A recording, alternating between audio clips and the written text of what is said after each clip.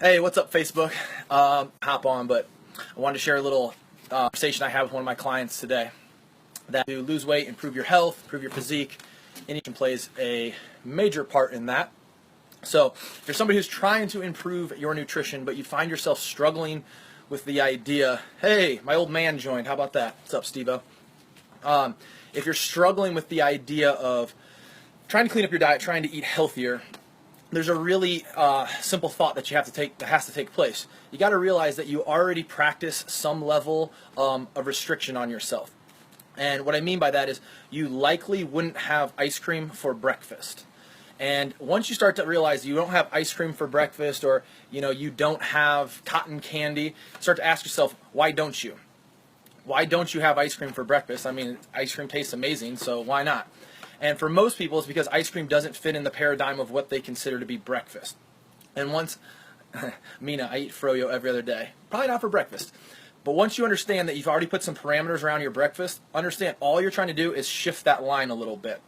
Rather than being this really overwhelming, over-consuming idea that of restriction, all you're doing is just bumping up that line. You're already doing it now. It's already something you practice, again, because you don't have ice cream, you don't have cotton candy for breakfast. You already have a little framework that you work within. All you're doing is bumping it up a little bit. So to do that, to me, the easiest way is to simply think about how you identify foods. The only reason you'll have a sugary granola bar for breakfast is because it's been marketed to you as breakfast. However, if you start to think about that same sugary granola bar kind of as what it is, some sugary bullshit bar, that's really just a treat. You start to frame it in the same idea of ice cream. It's something that you can have, it can fit in your diet, but it no longer fits in the place of, say, breakfast.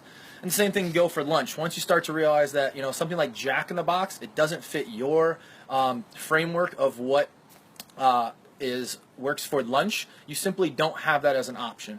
So the easiest thing is to reframe what you think fits where, and once you do that, understand you've already drawn a line somewhere in the sand. There's things you just absolutely will not allow yourself to have, and you're just going to bump it up a little bit. And then every week, you simply bump it up a little bit. And it's as simple as that. So that's how you progressively start to eat healthier without having to feel like you're necessarily depriving yourself, because guess what? You already do restrict things from your life. All we're going to do is bump it up a little bit. That's all I got for you today. I'm going to hang tight because I thought I saw a couple people fire some questions. JR said, Mountain Dew or coffee? Coffee, buddy. Come on, get away from that Mountain Dew, JR.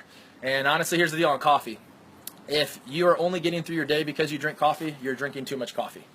So, if there's nothing wrong with coffee, there's some health benefits, but if you are only getting through your day because you're drinking a half a pot of coffee, you should try some sleep.